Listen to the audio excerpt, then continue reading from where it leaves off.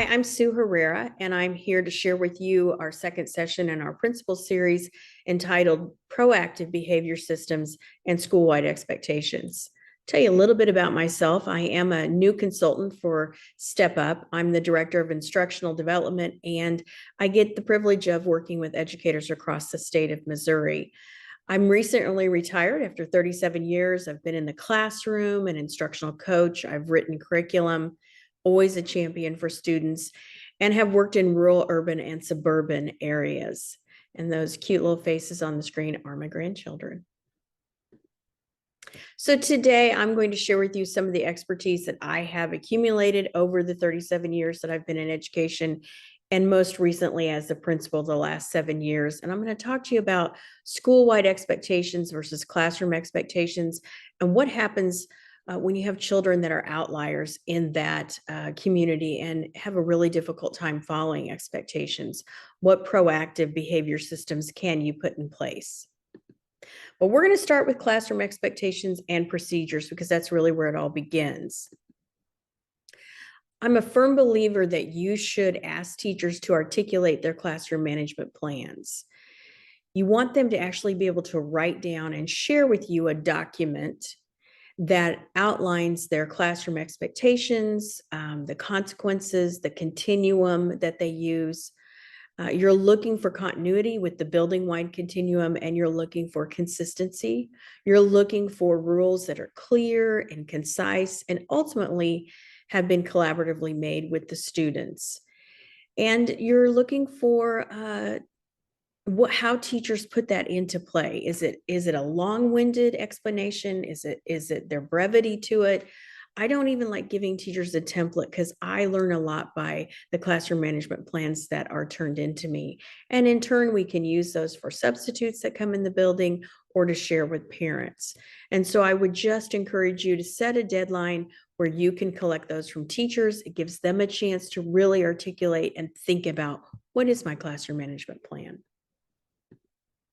Been reading a book by James Clear about habits, and one of the things that he said that resonated with me applies here. It's that you do not rise to the level of your goals, you fall to the level of your systems.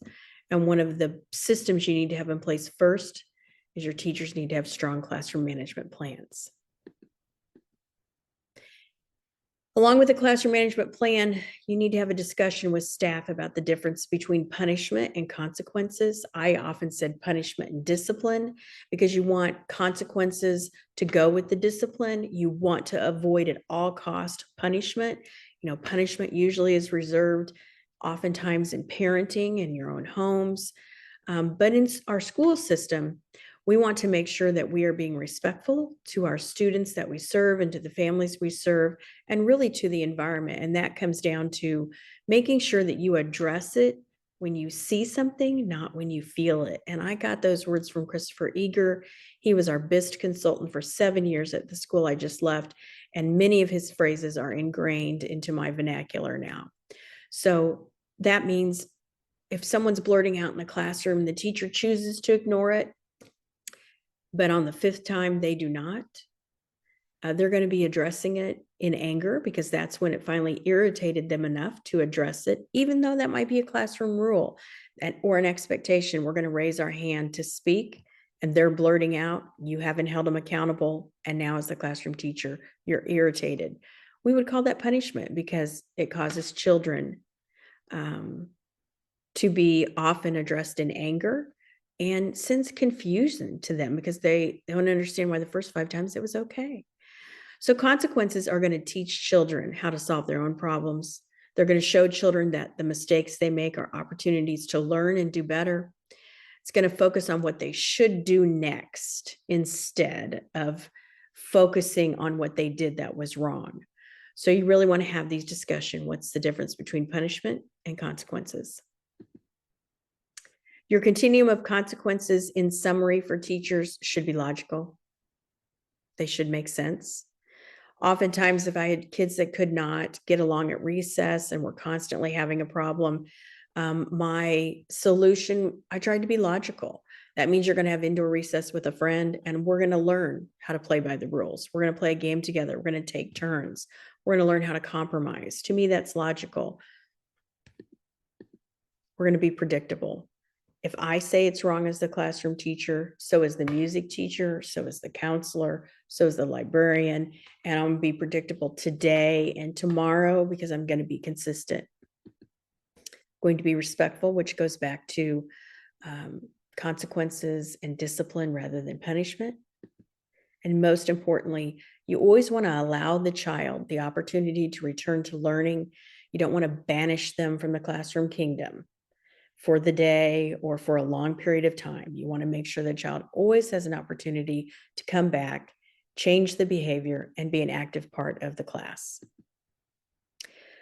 We're going to switch to a bigger picture. We're going to switch to the school-wide expectations. As the building principal, it is your job to decide how you want it to feel in the building. That comes from you. School-wide expectations start with your vision and then are shared with the lead team or your site-based team, and then is filtered out through the building. And so there has to be a picture in your mind. My first building I inherited was already a pretty good building, had some good procedures in place, but I pushed them to be great and fine-tuned some things. So I didn't really need to walk in and change anything right away. I just watched and learned and said, oh, we can do that better. The building I left most recently after 7 years, we needed systems in place immediately. And so I had to figure out how to articulate that. You got to figure out how you want to walk in line, how you want it to feel as kids traverse through the hallway. You got to figure out how you want them to look when they're learning and being scholarly. What kind of ceremonies are you going to put in place to honor them? How are they going to work collaboratively together? How are we going to gather and have fun and be peaceful and not have to worry about discipline? You want kids to care about each other. You don't want bullying to be an issue. You want kids to be able to partner. You want them to have fun at recess. Recess discipline is no good. And you want them to be able to work together and do projects. So with all that in mind, you have to think about what are your common areas, where is everyone going to be in the building, and what procedures or basics do you need to put in place? I'm going to share the 3 that have stuck for me in the last 11 years as a principal. I was 4 years in one community and 7 in another. I think I said 7 years total as a principal. I was shortchanging myself. It's 11. Regardless, these are the ones that we stuck with. Line basics. How are you going to walk in the hallway? You're going to face forward. Your feet are going to walk. Your hands to yourself. Quiet because you don't want to disturb others who are learning. And on the pause. Yes, we had paw prints painted on the floor. You can take that off. And we went even further to say you're going to have a pass if you're in the hallway by yourself. You're going to have permission, and you're going to be on a purpose or a mission. So children aren't wandering the hallway. They're not just leaving class. We know why they're going. This may not seem like a big deal, but it is. It was a problem when I first got to my most recent building. I would open my door to the office or be in the hallway, and I'm like, why are there 5 children in the hallway randomly walking around with no pass, no purpose? I don't know what they're doing. So having that in place is really important. You should be able to have 3 or 4 classrooms in the hallway, one going to the bathroom, one going to the library, one maybe getting their lunch, and it's peaceful because you have line basics. We used a quiet signal like the Kagan's quiet signal, where you raise your hand and within 5 seconds or less, voices are off, eyes on the speaker, listening, hands safe, feet on the floor. We could have a gym full of 350 kids and get them quiet in less than 5 seconds with this. And then I took what it meant to be a scholar at the school where I served, and I made an acrostic. I mean, who doesn't like a good acrostic, right? And so we're going to think, learn, and ask questions. We're going to read, research, and write. We're going to use our words for good. We're going to make the world a better place.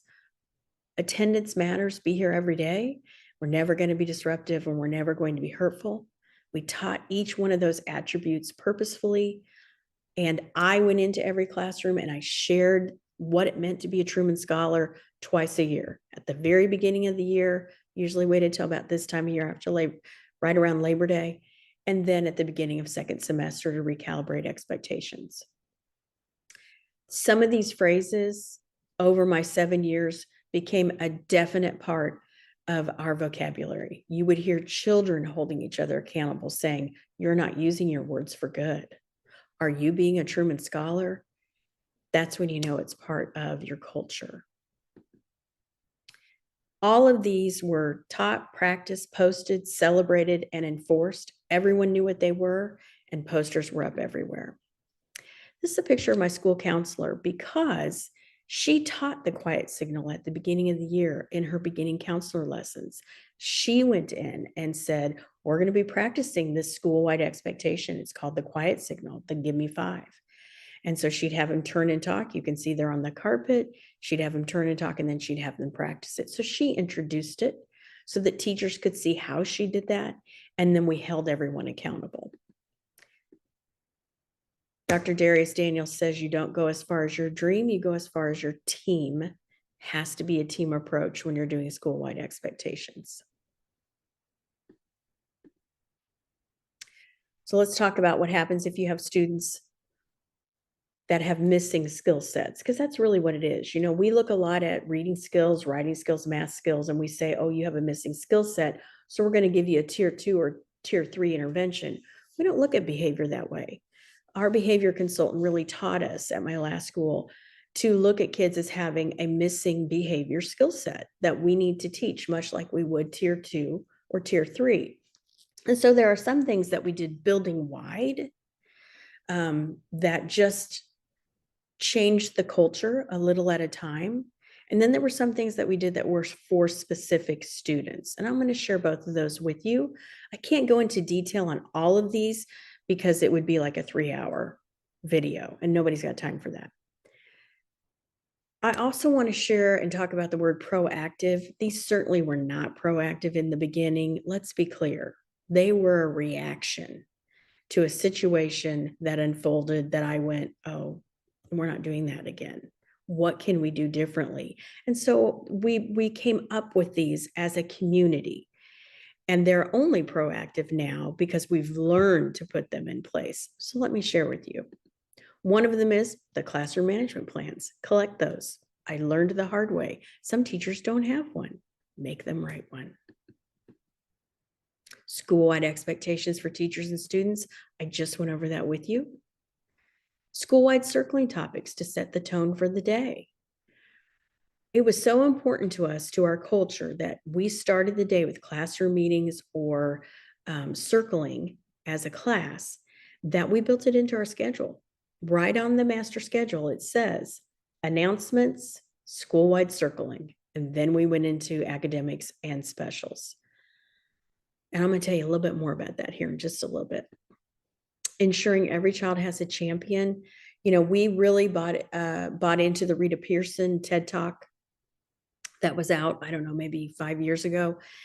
And a group of my teachers developed a strategy, a protocol that you can do as a staff to teach children about being a champion, about who is their champion, and to teach your staff. How do you ensure that you're an adult that is a champion for a student?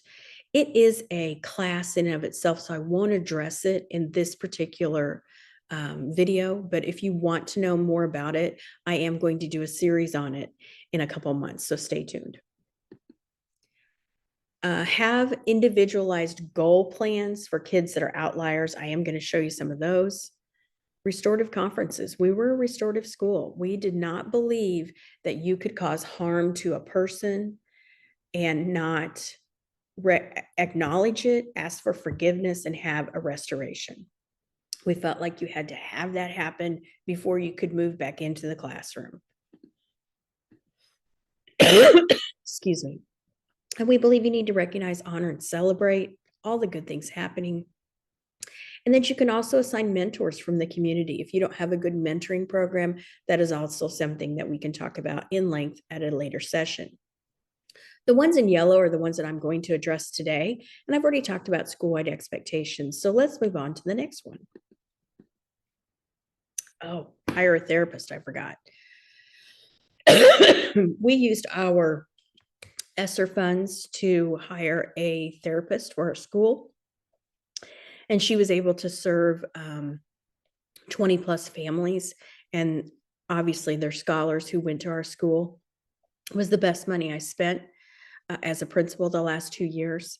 And so sometimes in this period in education where we are given more federal dollars, if you have ESSER funds, I encourage you to look for a therapist that you can have at your building who visits a couple of times a week. It has made a profound difference.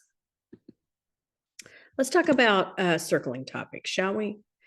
There's a whole bunch of them on this page. These are just some of the ones that we've used in my school to help us as a building set the foundation for the day. And why is that important? Because it's a thread of commonality that then everybody knows about. Because it's not a secret. I announce every morning what the school-wide circling topic is. I give examples of what we might discuss. If I want there to be an anchor chart that comes out of it that's on display in classrooms, I state that. And then guess what? If it's what does it mean to use my words for good? If that's what we're talking about today and they're creating an anchor chart, I can go in and reinforce that when I visit the classroom. I see your anchor chart. I like the things that you've said. I like how you divided it into examples and non-examples. Good for you. The music teacher can say, are you using your words for good? What things did you think of in your classroom this morning that we can apply to music? It just connects everyone. Identify 5 things we all have in common. None of us is as smart as all of us. What does that mean for us as a classroom community? On and on and on. These were developed by me in the beginning, and then at our staff retreat in July or August, we would just lay out the year and say, okay, what do we know are common hurdles, barriers that we face every month that we need circling topics for? And teachers would list 5 or 6 of those circling topics, and then the lead team would inevitably beef it up and add to it. So how did I share those? I said I put it on the announcements, but I also used my school-wide communication framework to make sure that teachers had it in written format too. So this is what I called my weekly connection, and this would have been one that we would have sent out right after Labor Day. And you can see in purple, circling topic, and then it says SEL lesson, and then circling topic. That's because we altered our circling topics with our SEL curriculum that the district had purchased for us. So what does it mean to use your words for goods? And who are your champions at Truman? And how do you know? And so it was written. I said it on the announcements. And then the lead team would visit classrooms. We'd just pop in and look for artifacts or evidence that the circling had occurred. Super important proactive procedure to put in place. It made a world of difference in our culture over time. That the circling is for everybody. This is for individual students. We would have lead team meetings, counselor, FSL, instructional coach, whoever you want on your lead team. And we would create a chart on anchor paper. It wasn't this pretty. It was on anchor paper. And we would make a chart like this. It said, what's the name of the scholar? What's their missing behavior set? What support services do we have in place? What do we need to add? And who's going to be their one trusted adult that's going to implement that? That shifted the way we served kids and was a game changer for us, pretty transformative. And so it might say things like Jashawn has anger management. Joey has difficulty following adult directions the first time. Ellie can't keep her hands to herself. So what are we going to do? We're going to put goal sheets in place for each one of them. And a goal sheet might look like this. So it's 5 pages stapled into a folder, just a manila folder. And they carry that folder with them. And it says, this is so-and-so's goal sheet. Their goal is I can follow adult directions quickly and respectfully. What does that sound like to a kid? What does it feel like? 10 seconds or less, face, hands, and feet are respectful. No reminders needed. And we broke it down by 30-minute increments. Yes, you met the goal. No, you did not. And the classroom teacher was the one that was circling yes or no. And we tried to make it simple for teachers so they didn't have to do a lot of busy work. We created the goal sheets. We triaged with the kids. So as you can see, it says triage. It says sheltered arrival, sheltered dismissal, maybe a structured recess. So it might look like this: if said child has a problem with following adult directions, they knew every morning when they got their breakfast, they ate breakfast with me, or they ate breakfast with the counselor, or with the secretary, or with the PE coach who had first block off. And as they were eating breakfast, after their announcements were over, they'd say, okay, your goal is I can follow adult directions. How? The child would say quickly and respectfully, okay, in 10 seconds, let's count off 10 seconds and see how long that is. And let's practice. Hands, your feet, your face are respectful. Give them examples of respectful and not respectful. And should I have to remind you? Should I have to ask you twice? So let me give you a direction and see if you can follow it in 10 seconds and see if you can do it in the ways that we've asked. You're just replacing the skill set. That's all you're doing. You're filling the missing skill set of being able to follow the adult directions quickly and respectfully. And then at the bottom, it says so-and-so is working for as many yeses as possible. If they are successful, here's a possible reward. Yes, I am giving extrinsic motivation. Yes, I know that research tells us it doesn't work. Well, guess what? My research shows it does. And so we have been very successful with this plan. We have been able to extinguish a lot of outlier behaviors by honing in on a missing skill set, talking to the child every single day, giving them some breaks and some triage and some pats on the back that, hey, you did it. And we've also done the opposite. When they can't do it, when they get too many no's, then they're removed from the classroom environment and they have a separate setting. They get a phone call home and they don't get the reward for the day. And they don't like that. They want to be successful. So this was what we did with our outlier kids, rather than suspending them or putting them in a buddy room all day. None of that was very successful and certainly wasn't a logical solution to a missing skill set. These sorts of charts we'd go back and visit all the time as lead teams. We'd go back like every 4 to 6 weeks. We'd say, okay, how is Joey doing? Oh, his goal sheet worked great. We haven't seen him in the office for a long time. We're going to take him off of the outlier sheet. He doesn't need to be on there anymore. You've had success when your chart paper is really full and has like 20 kids. And then by the end of the year, you've reduced it to 4 or 5. We've tried this with our really young kids, with our K1 kids. We've bought the lanyards. We've put their little picture in it. And then on the back is the missing skill set and what they're trying to do. I can follow line basics. Believe it or not, you're going to have kindergartners that can't do it. So instead of these words, I'd probably put the icons or little pictures, and they would come every day. I'd give them their lanyard. Hey, this is your lanyard for the day. You and I, let's go walk in the hallway and let's practice. If you don't have time as the principal, and you've got plenty of lead people that can help you with practice with that child. And then every time you saw the child during the day, they've got their lanyard, and all you have to say is, hey, what does your lanyard say? Or good job on walking in the hallway. And then at the end of the day, they come to you. Great job. I didn't get any referrals from you. I can tell you walked in the hallway. I'll take your lanyard. I'll see you in the morning. We'll start all over again. So those were just basic ideas. You have to remember to celebrate when kids do well. So this last picture is of a child who was working on an individual sheet. He got his stickers, however he wanted to do it. And that was daily recognition for him. We had quarterly recognition. You want to make sure that your recognition is not all about behavior and character. There has to be academic and scholarly recognition as well. And then we did weekly recognition. We asked teachers to turn in names of kids that on a weekly basis, the number one child in your classroom that showed that they could be a Truman Scholar, because that supports then that framework and that culture you're trying to put in place, doesn't it? So in summary, we've gone over a lot of things really fast and furious. Collect your classroom management plans from your teachers. Establish those school-wide expectations. Implement proactive behavior strategies. Celebrate and honor your students and your scholars that are making best decisions or are improving. And rely on your team. This is not a job for one person. It is a team approach. If you are intrigued about any of these topics and want more information, please feel free to reach out to me. I'm going to provide my email for you. I'm going to leave you one final thought from James Clear. It was only when they implemented a system of continuous small improvements that they achieved a different outcome. I put this in here because over 7 years, we were able to reduce discipline infractions quite a bit.